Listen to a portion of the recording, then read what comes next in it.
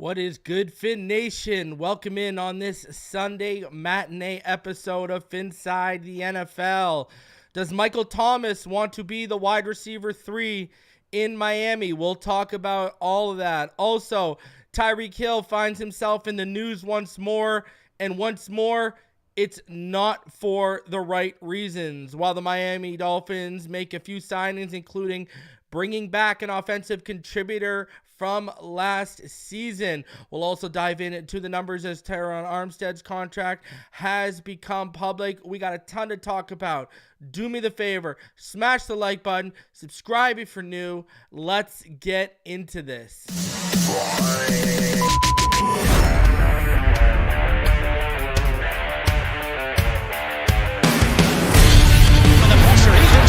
Loses the football. Touchdown! Got it! You have got to be kidding me. Jalen Waddle has a Dolphin touchdown. And he will score! Field down the near side, man open. Touchdown!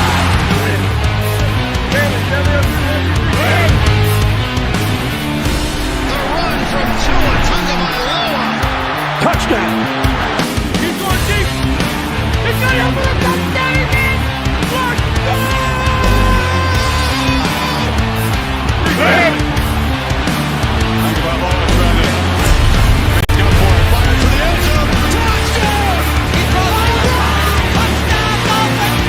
Beautiful day to be a Dolphin fan. Let's go!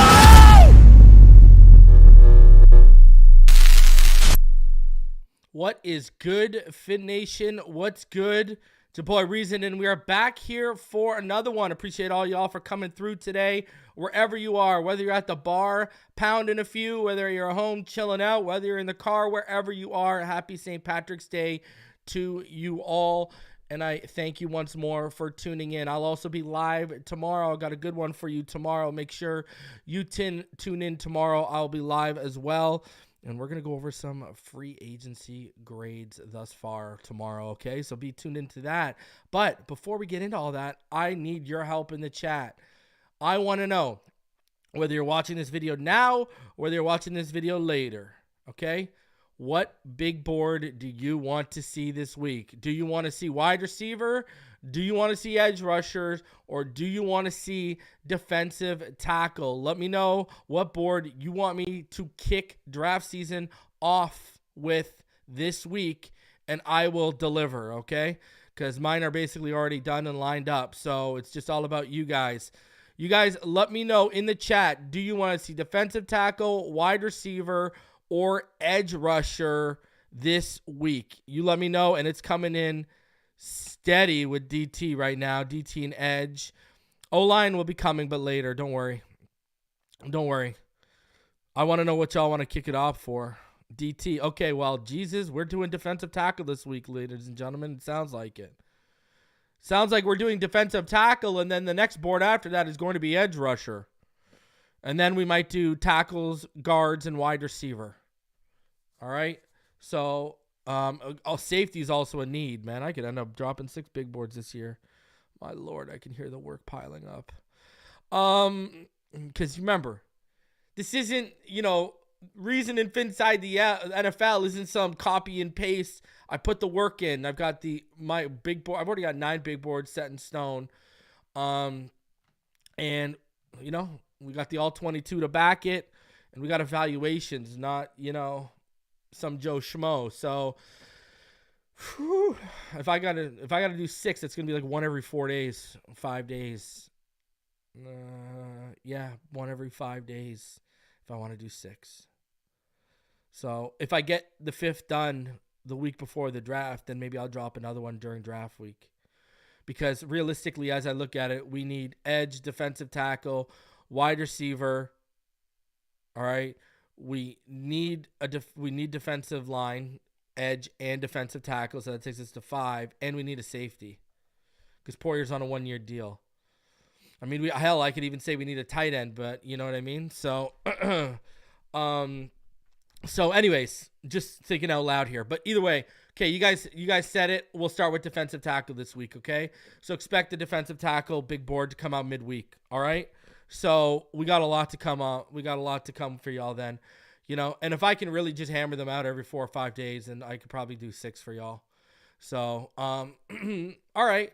And then, as you know, Patrons and channel members, the boards that don't get posted as videos, I still provide those to you guys on the Patreon, even positional. Like I always drop my quarterback board, et cetera, et cetera. So, Patrons and channel members, you'll see the rest of my rankings and the rest of my boards, the ones that don't make the cutting floor for a video. All right.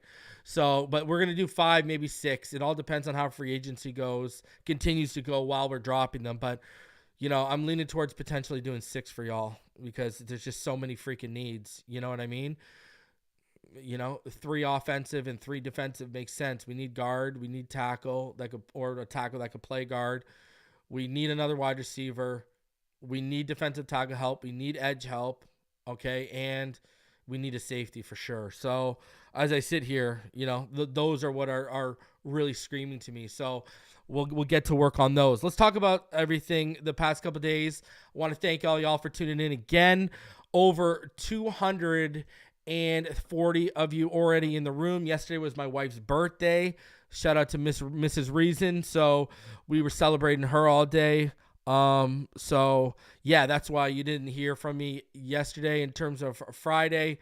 It was just, I needed a break. So we're here. We got a lot to catch up on. There wasn't really anything that moved the needle on Friday. Could have gone live yesterday. But again, wife's birthday, family priorities. So, there's a few things I want to talk about. First of all, first I'm going to address this because, people got to start listening to the channel a lot more, okay? Because I'm seeing, and I'm going to tell you why, all right? Let me see if it catches up here. I see in the chat here, it says, we need JPJ ASAP reason guard first year. Brother, I'm going to tell you this, my friend. All right, Andre. Chris Greer does not draft interior players in the first round. Okay? He would draft a tackle that could play guard. He would not draft a center that could play guard. Don't see that happening. I don't see. He drafts premium positions in the first round. And this is what I want to talk about here for a little bit. Let's talk about the draft for a second here. Because I see some discourse on Twitter yesterday. And I got to be honest with you. I saw a lot of people talking the draft. And I saw a lot of reason why I wouldn't let a lot of people near my war room if I was a general manager. Holy, some of the takes. I mean, listen, I like A.D. Mitchell. I like Adonai Mitchell. But I saw people saying they would take him at 21. Are you crazy right now? Are you nuts? Come on here. And this is where we got to go here for a second. Listen, I got guys who are on the cusp, all right, in terms of the draft. I got guys who are on the cusp, late first, second. I only have 4 first round wide receiver grades. Only have 4. All right? Marvin Harrison Jr., Malik Neighbors, all right? Rome Odunze, and Brian Thomas Jr., all right? But then I got guys who are on the cusp who you could take in at the back end of the first, top of the second. I got guys there. And that's more where like Xavier Legette, Lad McConkey, and A.D. Mitchell fall, Adonai Mitchell fall for me, all right? And I see other people on X saying, oh, well, the whole argument, like let's say Brian Thomas or Rome Odunze is on the board. The whole argument is, well, we can't take wide receiver because we have needs in other places. So let me address the A.D. Mitchell and that right now because they both fall under the same thing. You do not reach in the draft on needs. That is not how the NFL draft works. For example, we pick at 21. I've told you guys I have about 20 first-round grades. But I do think talent's going to get pushed down because I think there's going to be quarterbacks drafted higher than their value, et cetera, et cetera. Like Terron Arnold and Quinion Mitchell have a chance to go top 15. I wouldn't be picking them until the 20s. Anyways, I continue. I digress. You're going to have talent pushed down, so it's going to work out. But let's say your first 20 first round grades go. Like 1 to 20, it falls by how your grades are.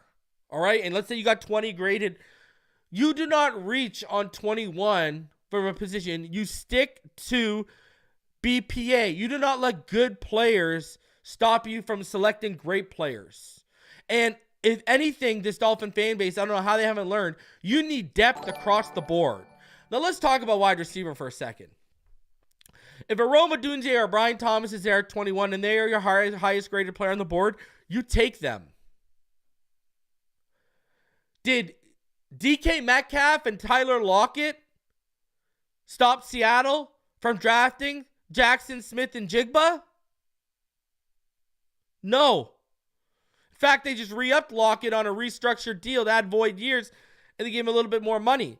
Did that stop them from taking JSN? No. You take best player available.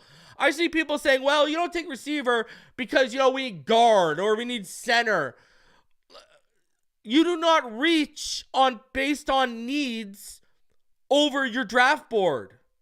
That is how people get fired. That is how busts happen.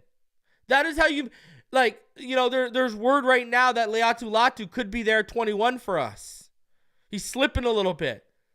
We need edge. I've explained this to you guys multiple times. Let's say the first top 4 receivers are on, but let's say Jackson Powers-Johnson is on the board, and so is Leatu Latu. What position is more of a premier valued position? It's edge. There's a chance Leatu Latu, there's not a chance, I'm going to tell you, Leatu Latu is going to be higher graded on their board than Jackson Powers-Johnson. Chris Grier doesn't value interior like that in the first round. You got to look at your GM's tendencies and how he rolls. But anyways, Leatu Latu could be the best edge, all depending on, I have him over Dallas Turner. But you go, and here's the thing. But then people will say, well, you got Phillips and Chubb. Okay, and Phillips has got to be up for new money soon, and that's going to cause you to have to move off Chubb. I've been saying this for months. You got to replace that contract with another rookie contract. Chubb's money gets replaced by Phillips's money, and you need to replace having a highly productive player on a rookie deal like we've had with Phillips when he's been healthy with another edge rusher. That's the play. That's the plan, because they're a premier position where guys are getting paid a lot of money. That's the best way to supplement that position. It's the same thing to do with your tackles. It's very rare you can pay too high bookend tackles. Look at us. Jackson's only making $12 million. Terron Armstead before his new money was only making $15 million. That's not premier tackle money is like $20 million a year, and we weren't paying either one. We were paying them to combine 27. But if you got a stud right tackle and a stud left tackle, you're not going to be able to pay both those guys $18+ million a year. You're not going to be able to dedicate $40 million to 2 players on the offensive line.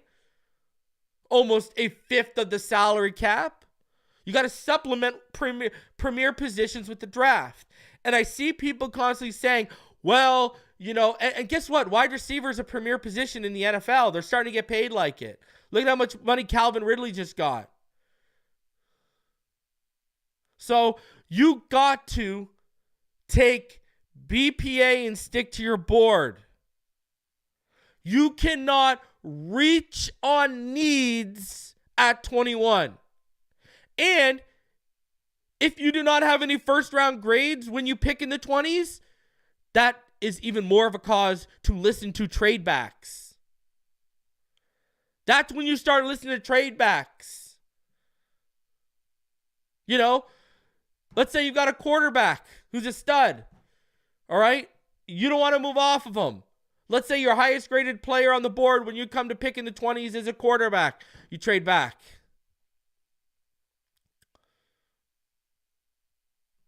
You do not start reaching for needs at 21. That is not how it's done. And I know how Grier goes. Listen, I know for a fact Mike McDaniel in round 2 last year was banging the table for Devin Achane. I know for a fact. Okay? And what did Grier do? Stuck to BPA. They didn't think Cam Smith would be on the board. Stuck to BPA. All of you, a lot of you on your little platforms and, you know, your little live streams who had no idea who this kid was because y'all actually don't do the work. Y'all just like read PFF or read, you know, what Daniel Jeremiah or Mel Kiper says. Y'all don't actually do the homework, so y'all don't know when we get into the crux of this stuff who these kids are. Y'all were overreacting when they took a corner. But X was on the way out, and you see the vision. Ramsey, they want to move him around. They don't want to stick him to one side of the field. What does that mean? You're going to need another two good corners behind Jalen Ramsey if you use him in that star role. And I'm talking about boundary, not just nickel. And then when you got a guy like Kohu, who you want to keep him in the slot like you want to do with Needham, again, you need boundary help. So they took their best player available, even though it was for a future need. That's the right way to draft. And I'm telling y'all, a lot of people are going to owe Cam Smith apologies this year. You wait. Watch. A lot of people are going to owe Cam Smith apologies. Okay? He just needs to mature a little bit, get his head right, and focus and lock in. And y'all, there's going to be some apologies coming his way. You watch the tape of that kid, unreal. Unbelievable stuff. So, yeah, I mean, go look at our mock draft last year. Me and Neil both had him going in the first round. That's how talented that kid was. Because remember, when we're doing mock drafts, when we're doing big boards, this is on talent evaluation. I don't sit there and try to find these people's grandparents, you know, best friend, the first girlfriend they ever had, the first best friend they ever made, you know, in elementary school. I don't do background research on these people. I only know what y'all know and what's out there because I don't have the resources to do that kind of stuff, and I don't have the time. So when we do big boards, when we do mock drafts, it's purely on talent. Unless it's vastly known maturity issues. So the maturity issues with Cam Smith weren't really known and didn't really start to build some steam until after he was drafted. So, I mean, there was a little bit out there, but nothing, you know. We're not talking about a guy that it was known that, you know, he's riding around with, you know, 30 AKs in his trunk, or he was riding around with a body in his trunk, or, you know, he was caught in the middle of a drug deal at university. There was nothing like that out there, right? So there were no claims of domestic abuse, you know what I mean? Like, you know, or anything like that against him, anything like that. You know, people seem to forget when we got Preston Williams, the claims that were out there against him, right? When he came, that's why he dropped so badly in the draft. But I digress. We didn't know that. So now that that he's been in Miami and I've heard some things and I'm privy to some information on him, he just needs to mature, and it's nothing of any of those earth-shattering levels. You know, he just needs to, you know, take football a little bit more seriously and mature a little bit. But you look at the tape, you look at the athleticism, you look at the ability, it's all there. It just needs, and Anthony Weaver's going to get it out of him. Watch. Another thing I want to talk about, sticking with the draft, you know, Drake Maye. What's this discourse on Drake Maye? Some people denying whether he's the top 3 pick. Drake Maye's my QB1. I don't know what these people are. You know, this is where we're getting to March. You know, middle of March, we're getting into the over-analyzation period of the draft right now. We are. And quite frankly, it's weird.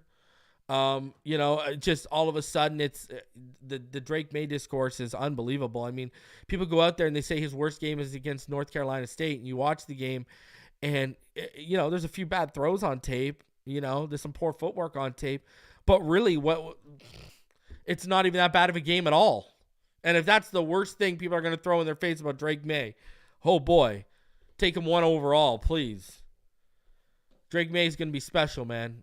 I'd be more worried about Caleb Williams, guy with all this God-given talent, all this God-given ability, and it looks like it ain't all up here. It looks like, you know, he's a moper, you know, like I'm going to tell you this right now. You know, people are always talking about this competition with Tua. Oh, bringing someone to compete with Tua. Oh, let's see what he can do in a competition. Do y'all not remember at Alabama? He sent Jalen Hurts packing to Oklahoma, and he kept Mac Jones on the bench, who y'all were trying to preach and say was better than Tua after his rookie year, when I told y'all do not fall for the Mac Jones okie doke. And who was right? Who told y'all not to fall for Whack Jones and Macaroni Noodle Arm Jones? Who told y'all not to fall for that? This guy. All right, and where is he right now? He's one trade away from being a third stringer reading the paper on the bench.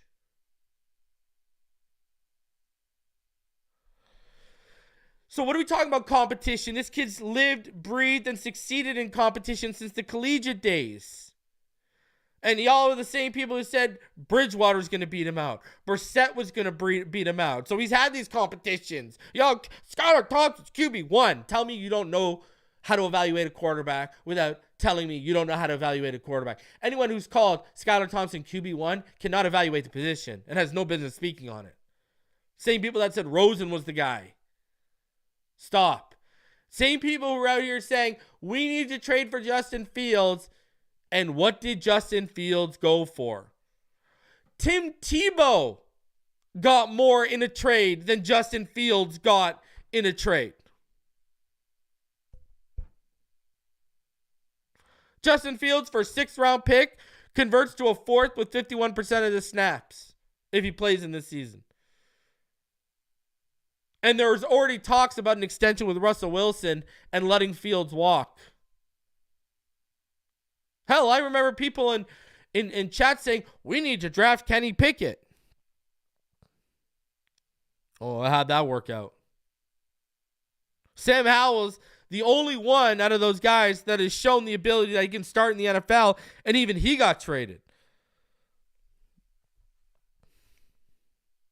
Desmond Ridder didn't show anything Sam Howell did. Either did Kenny Pickett or Justin Fields. And I kept telling y'all, Sam Howell's the move I would make as quarterback to. That's the dude I would have got as quarterback to, is Sam Howell. That boy can sling it. Whew. He can sling it. Anyways. He can sling it, Sam. I think he's still got some. He's going to eventually take over in Seattle, I think. I really do. And I got to shout out to social media. Shout out to all of you guys for finally catching up to the channel and what we've been talking about wide receiver 3 being a huge need and wide receiver being a sneaky pick to watch at 21 and 55. Shout out to everyone finally catching up to that narrative. We've been telling you. Edge and wide receiver are the sneaky ones to watch for the Miami Dolphins. And after today, it could be even worse than that. So let's get into everything today. Let's start off with Michael Thomas and what Michael Thomas had to say. But before we get to Michael Thomas and what he said, let's show you what Ocho Cinco said after Tyreek Hill was kind of pushing the narrative of Michael Thomas to Miami. Tyreek Hill wants the Dolphins to sign Mike Thomas. Yeah. Well, Mike, but listen, he can't stay healthy. If we get the injuries fixed, if we do whatever we need to do in the offseason to make sure he can stay on the field, do you understand the damage that Mike could do on short routes, intermediate routes, and he cannot beat coverage? You got Twitter, right? Can't guard Mike. And he lives just by that when he's on the field. Now, if we can get him to stay healthy on the field, again, Mike, I know you're going to see this, baby. Holla at your boy. 13 years, no injuries. I can get you right. And I would love to have you down in Miami. Come to Miami, call the Dolphins. I'm taking you to Tootsie's. I'm taking you to get your car washed. We go to the Hard Rock. We can play a little blackjack at the Hard Rock. So, you see, he cracks me up, man. Absolutely cracks me up, this guy. Ocho Cinco out here pushing for Michael Thomas coming to Miami. Now, it went further than that. Shout out to the homie. That's my guy. We just had a nice couple-hour conversation this week. My guy, Bobby Schaus, he came out and he hit up Ocho Cinco based off of that publicly for y'all to see on Twitter. And look at what this man came out here and said, because, you know, it's kind of interesting. It feels like you got a guy over here who might be interested in coming to Miami, but, I got to talk about this because where I'm at with this, I don't know, ladies and gentlemen.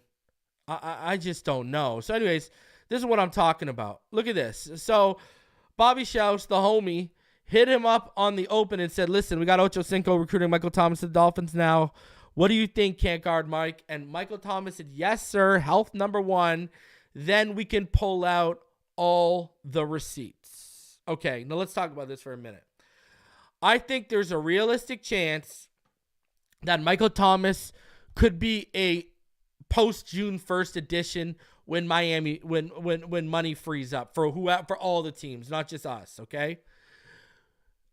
I don't know how much I like him on Miami. I think I would lean towards drafting a receiver over bringing in a Mike Thomas. We're talking about a guy who just can't stay healthy.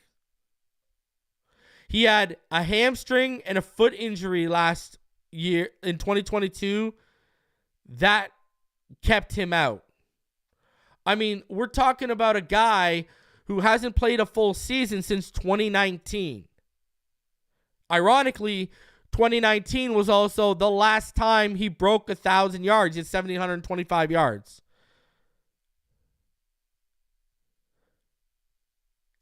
Michael Thomas is not a young cat. He's also 31.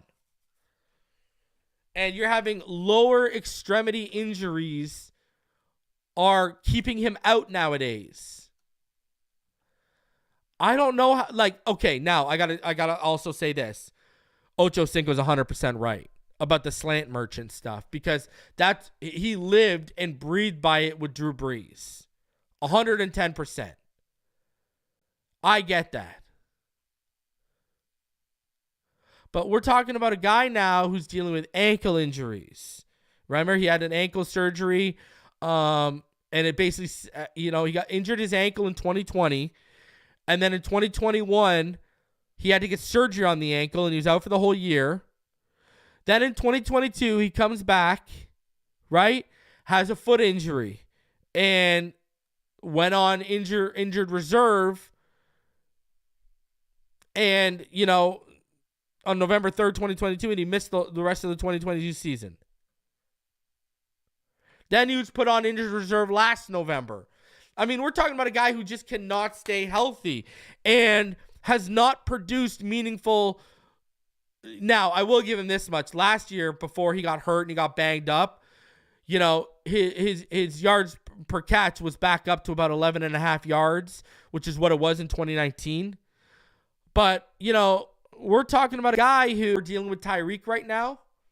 Now, we know there's been issues off the field and in the locker room with Michael Thomas. I don't know, man. I'm going to tell you this. I'd rather draft a Rome Odunze or Brian Thomas if they're there at 21, which they're not going to be, or trade back a little bit into the 20s or to the top of the second round and draft wide receiver 3. I would rather do that. I would rather draft. Everyone knows I love Xavier Legette and Ladd McConkey in this offense. Now, I do think A.D. Mitchell. I do think there's other goods here. I think Roman Wilson would be a fit because of his speed, et cetera, et cetera. I do think there's other guys who fit this, obviously. But I just love those fits so much. I don't know. I'd go that route. And I'm going to tell you this much. If one of those top 4 receivers, now Neighbors and Harrison ain't dropping, but if Odunze or Thomas is there, year 1, you develop as a wide receiver 3, year 2, I think we should explore what's out there for Tyreek based on what's going on right now. We'll give him this year. We'll give Tyreek this year. If he can keep it quiet, produce, and we can win a playoff game, all right.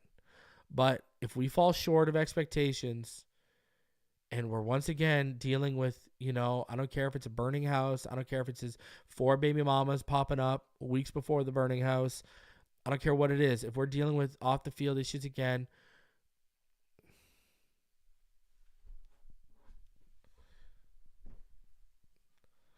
But I believe this wide receiver 3 needs to be found in the draft. That's what I believe.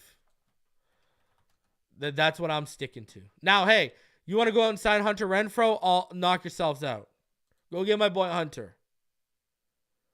But when you talk about an Xavier Legette, a Ladd McConkey, someone who a lot of people are sleeping on, a Jalen Polk, Keon Mitchell, Keon Coleman, Adonai Mitchell, hell, Malachi Corley later on. You probably need a third or a fourth for Malachi. I don't know. Because there's, I'm going to tell you this, man. I got you could easily have, there's easily 12, 13, 14 guys that could go by middle third round. When you look at it. When you look at it. That's why I think a round 3, if you can get a third round pick somehow, opens up your options, man. It really does. It does. Aeneas Smith didn't make my top 15. In fact, I believe last time I read off my wide receiver big board, I read to y'all the outdated big board. I didn't read to you guys where I'm at in terms of my finalized wide receiver big board. So, which had some risers on it, like Jalen Polk was a big riser on my finalized big board. Washington produced them this year. So let's and y'all be seeing it through the season. I think I'm gonna be dropping defensive tackle, and then either edge or wide receiver, or wide receiver then edge. I think those are the first 3 big boards that'll be coming for y'all. All right. So defensive tackle this week, edge after, and then wide receiver after that, or defensive tackle this week, wide receiver after that, and edge after that. I might go back and forth between offense and defense. All right. So, and be tuned in tomorrow. We'll be going over my free agency grades. All right. So, listen, this Tyreek thing is just, let's get into it so people can see what I'm talking about here. All right. This came out on Pro Football Network today, just so you guys can see what we're talking about here. You got police were called to domestic dispute at Tyreek Hill's house in January. A new article that focuses on claims by Dolphins receiver Tyreek Hill that he's turning his life around includes details regarding a recent visit by police to his home due to a domestic dispute. The item in the Miami Herald, let's bring that up for y'all right here. It's called, "After Years of Chaos, Tyreek Hill Says He's Cleaning Up His Life." Tyreek Hill is one of the biggest names in the NFL and no stranger to making headlines. His prowess on the field has earned him widespread recognition. His actions off the field at times a lot of scrutiny. Hill was back in the limelight after a social media influencer and OnlyFans model who had enrolled her son in Hill's football camp sued him in late February, accusing him of violently charging at her during a friendly football lesson at his Broward mansion, breaking her leg. This isn't the first allegations of violence have surfaced around Hill, 30, the Miami Dolphins star wide receiver. When in college, he pleaded guilty to throwing around his ex-fiancée, quote-unquote, like a rag doll, and was ordered to take anger management classes. When playing for the Kansas City Chiefs, he was the subject of a criminal investigation that was ultimately closed without charges after his 3-year-old son broke his arm. As a Dolphin, Hill was accused of slapping a charter boat worker after a day of deep-sea fishing. Most recently, police were called to his home in January after his wife's cousin said she overheard him screaming at his wife, public records obtained by the Miami Herald reveal. Hill is also facing 2 paternity suits involving 2 women, each claiming he is the father of his child. All right, now let's head back to this just so I can show you what the Miami Herald said. Now, quote unquote, "I lost my true self from what my grandparents raised me to be when I entered the league," Hill said on the Pivot podcast in an episode that debuted March 6th. "I completely forgot any my relationship with God, and it really showed." Later, the Herald article details about a January 30th incident between Hill and his wife, Kita Vaccaro. Per the police report, she was on the phone with her cousin. Her cousin called 911 after hearing Hill screaming at Vaccaro. When police arrived, Vaccaro said they had been arguing over a post-nuptial agreement and Hill's divorce filing from earlier in the month, which had been dismissed the same day. Vaccaro said she refused to sign the post-nuptial agreement, explaining to police that she felt bullied, threatened, and verbally abused. Vaccaro also said Hill had smashed an unlit cigar in her face. Hill said he simply flicked the cigar. He denied that it actually struck her. Hill also admitted that the couple had been arguing because his representatives had told him to get her to sign a post-nuptial agreement. Due to conflicting stories and no evidence that a crime had occurred, no arrest was made. If Hill had some sort of epiphany, it apparently happened after January 30th, and the incident adds more context to the bizarre developments from days earlier when he filed for divorce from his wife and then loudly denied it on social media. All right. I'm not going to get into Florio's opinion or the Pro Football Talk's opinion from there, because I'm just here to report on the facts and give you my opinion on this situation.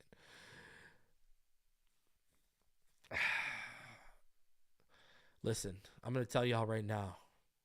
No one supported this guy more than me when he came here. I knew exactly what happened at that marina. I knew what was behind it. I knew what was said. I understood. I didn't okay what Hill did, but I understood why he got as angry as he did. That all said, now we're getting into, listen, I just celebrated my wife's birthday yesterday. I am a father of 2 beautiful young girls.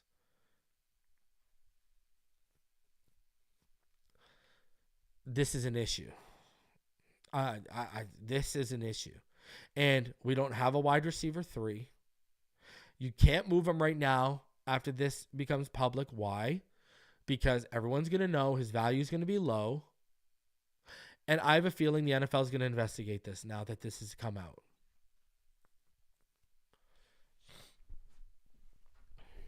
I mean,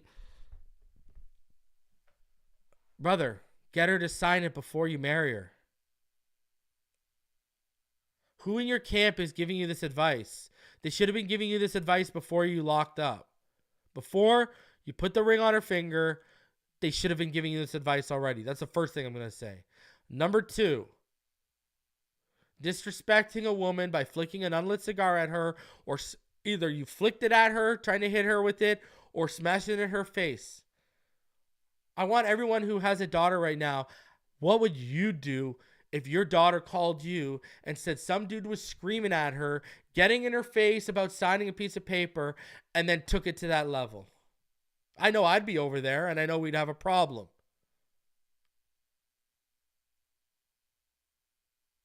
Why? I mean, it was already obvious that this OnlyFans, whatever, okay, this mother of a child at your camp, you had brought her over to your place after the camp, everything went well, and then you flew her back out. Either you had already smashed or the intention was there to smash. I don't know whether you have an open relationship. I don't know what the deal is. But now you're putting yourself in hot water. You're putting yourself in hot water with OnlyFans chicks.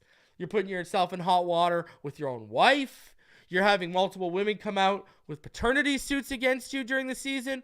Listen, you were supposed to be a leader. And it seems like you are sucked more into the Miami lifestyle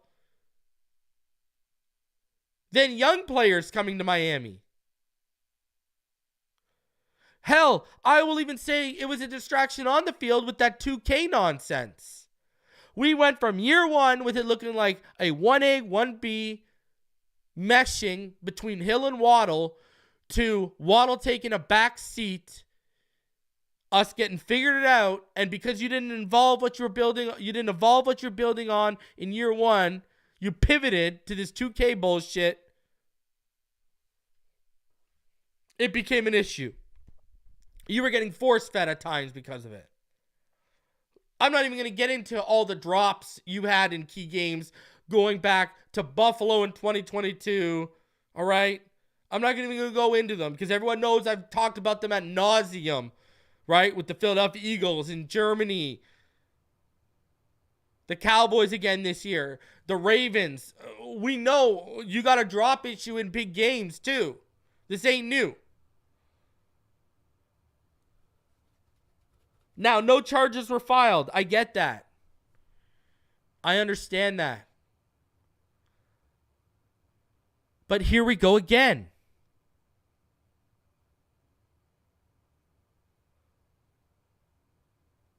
I cannot defend this. And anyone who defends this, you're telling on yourselves. I will not excuse this.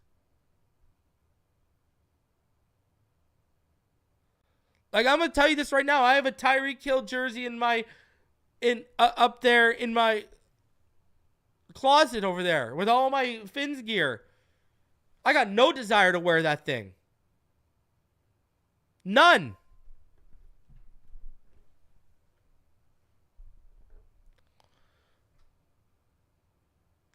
Come on, man. You want to really, actions speak louder than words. I ain't trying to hear you on the pivot talk about how you're turning your life around and all this shit. Let's see it.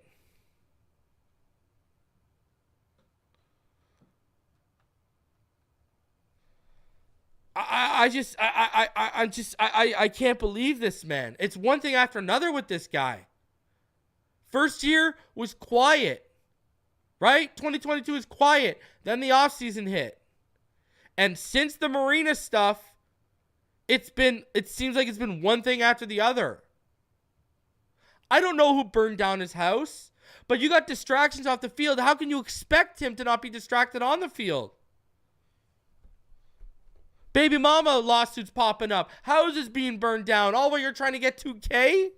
Bro, you got to be locked in and focused.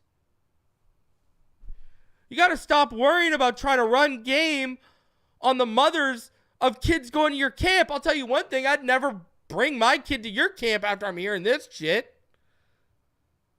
You're even using your camp to run game on mothers. And then that's getting you in trouble. Like, my God. Brother, you're it's not like you're some 22-year-old kid either. Like, it's literally not.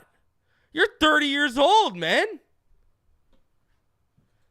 And this is exactly why I tell people, and you've heard me say this so many times on this channel.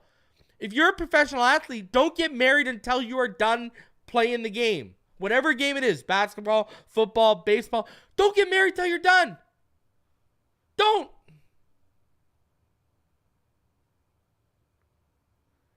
Just do your thing. And then when the game passes you by and you move on, then settle down.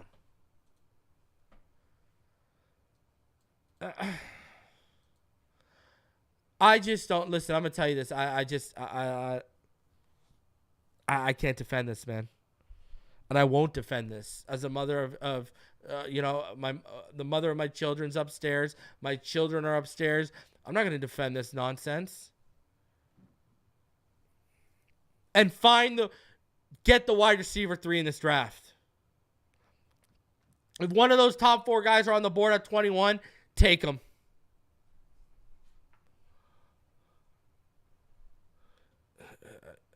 Take them. Get the guy in-house. I mean, let's be honest. Let's be honest. People are worried about Tua's contract. Let's have a real conversation here about Tyreek. When his cap hit in 2025 turns into $34.243 million, and his cap hit in 2026 turns into $56.3 million, then will you guys not be happy with this type of stuff going on? Brother, I need you to worry about your craft. I need you to worry about getting this team to the playoffs and some playoff wins. I'm just one thing after the other, man. One thing after the other, this is starting to become. And people thought we were crazy when me and Neil suggested trading. We talked about trading. Neil suggested it, and we had a conversation about it. People thought Neil was crazy when he said, when he proposed trading Tyreek Hill a couple months ago. Oh, boy. Just saying. Continuing on, some good news out of the wide receiver room. The Miami Dolphins have re-signed Braxton Berrios on a 1-year deal worth up to $3 million. So they didn't even give him $3 million. It's worth up to $3 million. Bears agents Drew Rosenhaus and Robert Bailey both confirmed the deal. Listen, as someone who's excited when we got him last year, unless the targets are going to start coming his way, unless he's going to do something on punt return and kick return, okay. I mean, he put out his lowest kick return output since 2020 with us last year. He had 510 yards. Year before that, he had 606, and in 2021, he had 852 yards.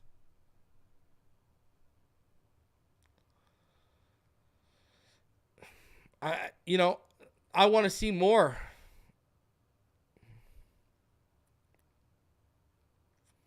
Right? Now, he did put out his second highest career output for punts. He had 235 yards. The year before that, and in 2019, were his career highs of 240. So he's only 5 yards off. But, his longest punt return last year was 19 yards. He actually had the lowest yards per attempt he's had since 2020. In both kickoff return and punt return. So, you got to step your game up, brother. I don't want this to hold them off from going after a Hunter Renfrow. Please do not let this hold you off from going for a Hunter Renfrow. Because I'm going to tell you this right now. I got more faith in Eric Ezukanma overtaking Berrios as a better target.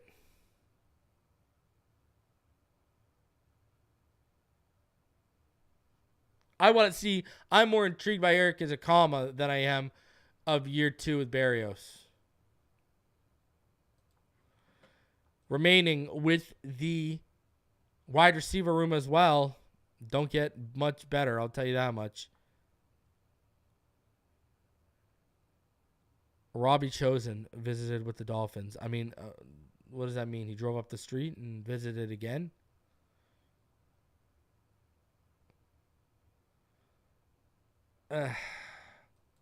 Really? This screams, when I look at Berrios, when I look at Chosen, and I look at no move, this either means they're adding a veteran post June 1st or draft. This just continues to scream draft it. And I've been telling y'all for months up here, have I not, that wide receiver is that sneaky position to watch at 21 and 25. And then I said also watch edge. But wide receiver was the first one. And I continue to see that with these moves that are happening.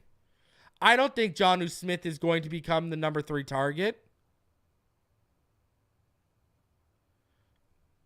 Now, he's going to get targets.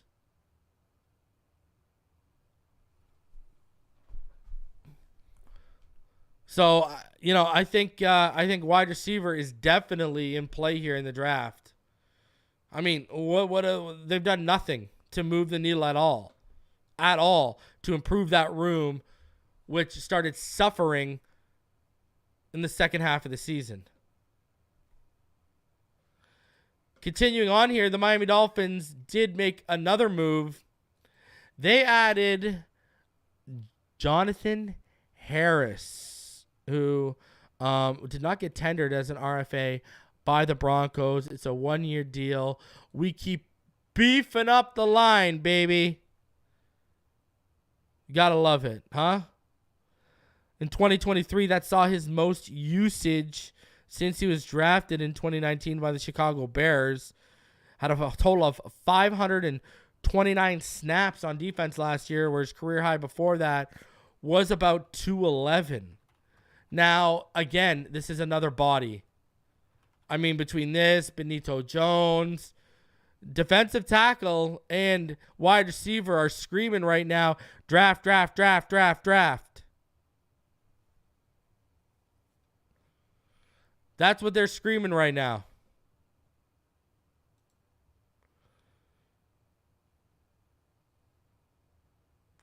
Jonathan Harris, shout out to him. He also got his first sack of his career last year.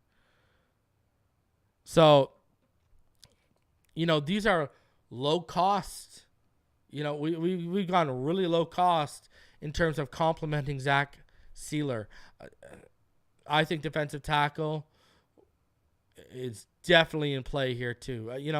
This is where I'm at. If you want to look at knowing my strongest positions that are in the draft, 4 positions between 21 and 55, defensive tackle, edge, offensive tackle that can play left guard, and wide receiver. Those to me are or a guard as well. So OT/OG we'll put there, right? If you're going 21, it's going to be a tackle that can play guard. If you're going 55, it's going to be more. It could be a tackle who plays guard, or it will be a guard. Guard becomes more easier to accept at 55 than it does at 21.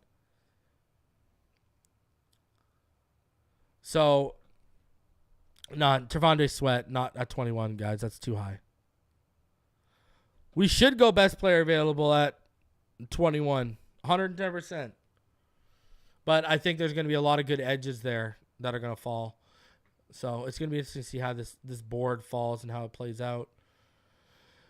Jerome Baker, ladies and gentlemen. He is officially a Seattle Seahawk. 1-year deal, $7 million contract. We essentially traded Jerome Baker for Jordan Brooks, and I like that trade in our favor.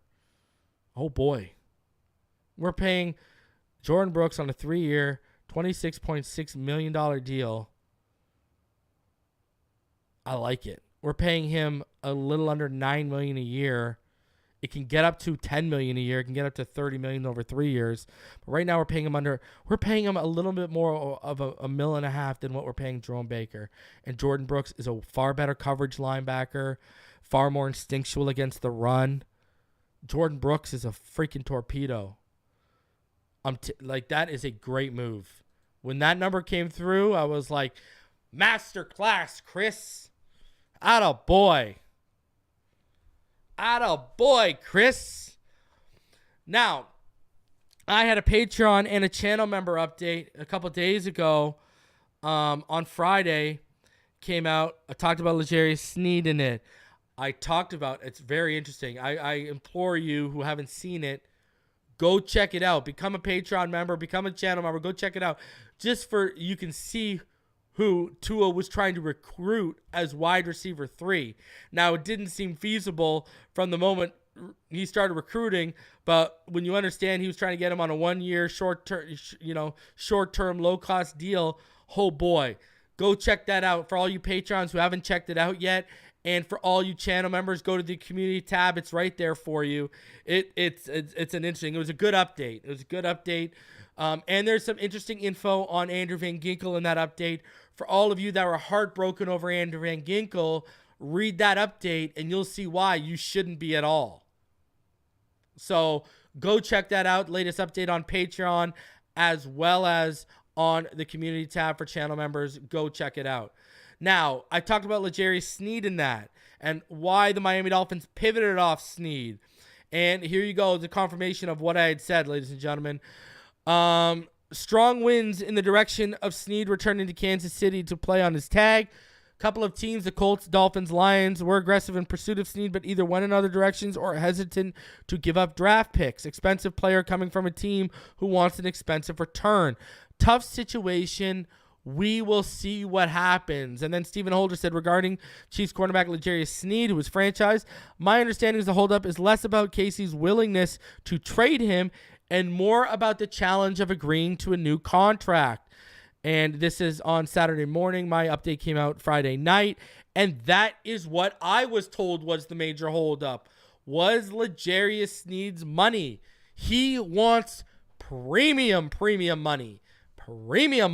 And when you add in having to give up a potential premium draft pick, it's not that desirable of a situation for L'Jarius Sneed.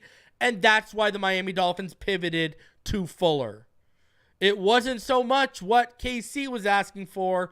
It was about what L'Jarius Sneed himself was asking for.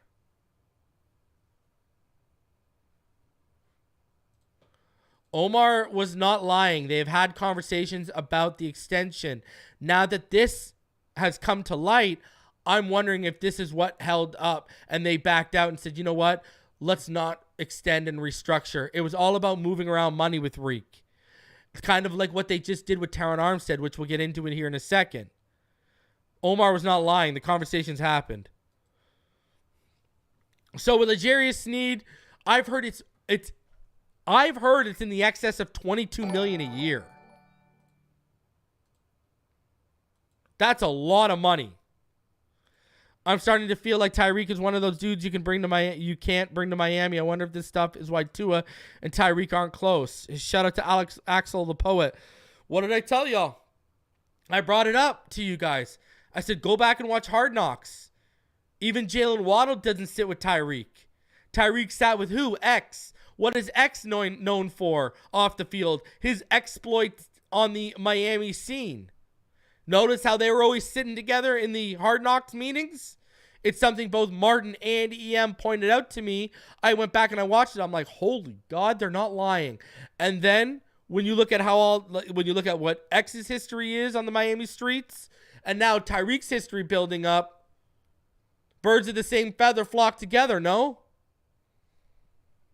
Just saying. Think about that one. While Waddle, he has a closer relationship with Tua.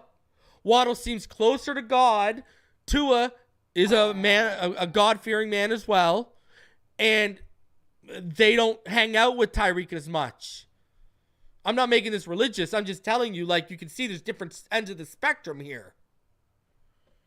Just saying. Just saying. You know? Think about it for a sec. When you start putting pieces together. Let's look at Terron Armstead's deal, because the numbers came out, and they are very friendly for us, ladies and gentlemen.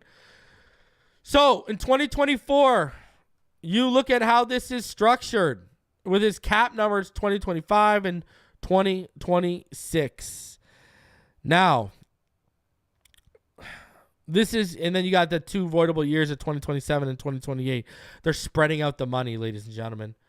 You look at the cuts. Look at the dead money you take on right now. All right? But then when you go to, post June 1st, things change here. Look at how everything changes in 2025 and 2026. 2024, he's untouchable. 2025 and 2026, you get $14.3 million. So if he retires, that's how this is. And you want to know how we know this is his last ride?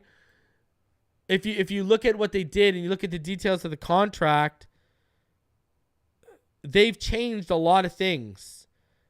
His per game roster bonus has been increased. And you look for, he's getting more money now for games where he's healthy and active on the roster. And it's only for this year. It's not for 2025, 2026, or any other year.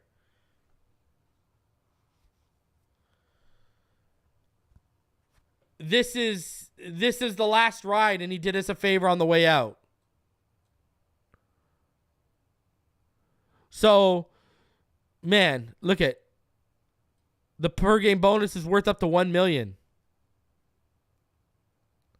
Another $12.5 million of incentives are available to raise the value.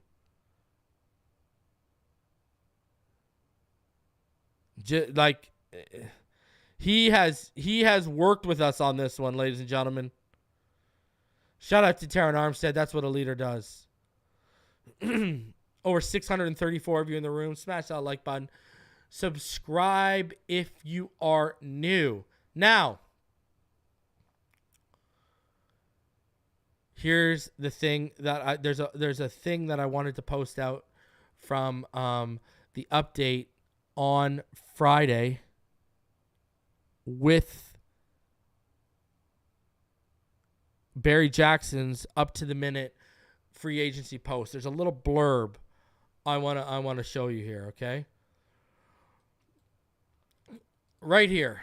First we'll get rid of that and that. And what we're going to do here is While losing key free agents has been painful, there have been two benefits. Miami now has the future cap flexibility to keep Tua, Jalen Phillips, and Javon Holland.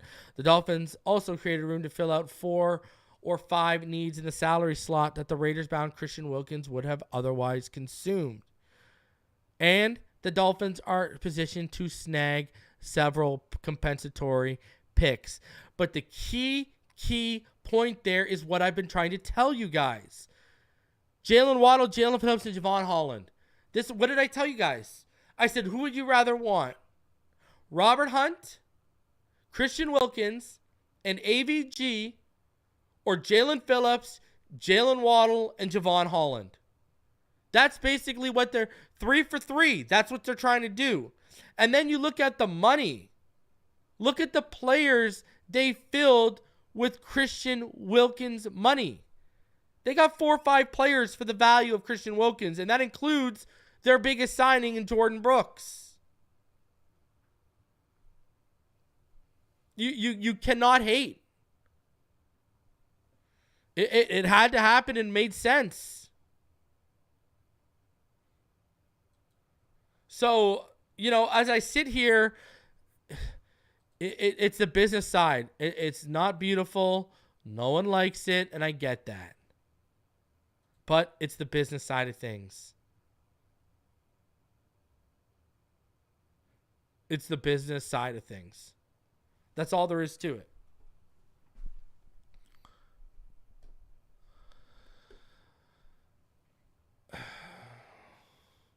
And this is incorrect.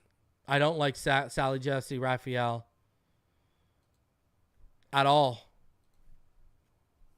At all. I think it's low-hanging fruit to even talk about.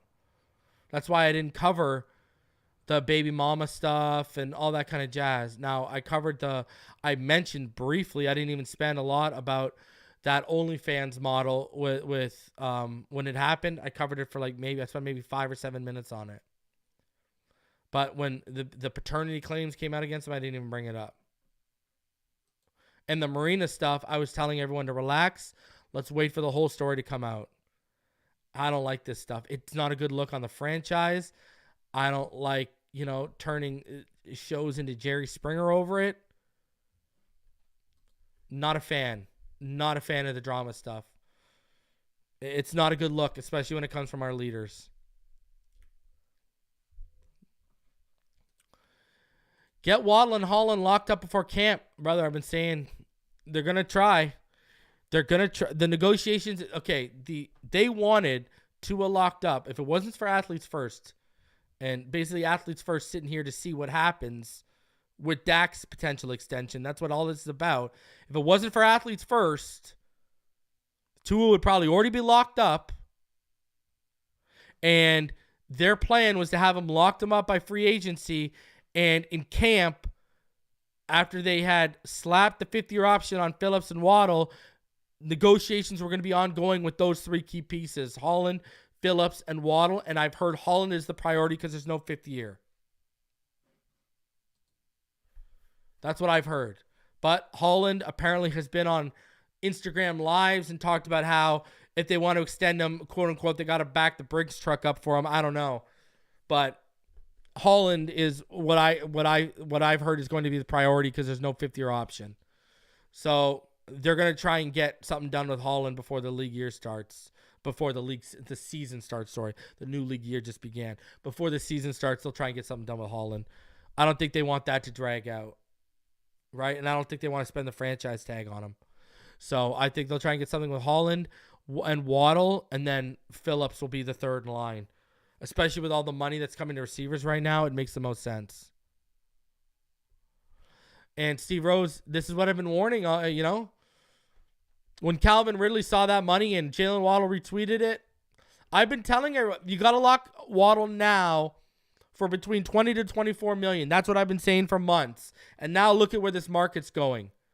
And guess what? And what I've been saying in the same breath, the Amon-Ra St. Brown and the Justin Jefferson extensions haven't even hit yet. And either has Jamar Chase's. When those 3 extensions hit, Now they're coming for the 30 million annual average. That's what they're coming for. That's what they're coming for. You got to get Waddle locked up before you get those guys locked up. That's all there is to it. And I've gone over the numbers. Waddle's top 10 in receptions the last 2 years. Top 10 in receiving yards the last 2 years. Number 2 in yards per reception the last 2 years. You got to get him locked up. And that's with all the targets going to Tyreek Hill, and he's doing that. Get him locked up. Listen, I appreciate all y'all for coming through. Smash the like button. Subscribe if you're new. I'll be live tomorrow. We'll go over my free agency grades and all the latest news. Smash the like button on the way out. Enjoy the rest of your Sunday. I love each and every one of you. Fins up all day, every day until Margaritaville sends. That's cease and desist.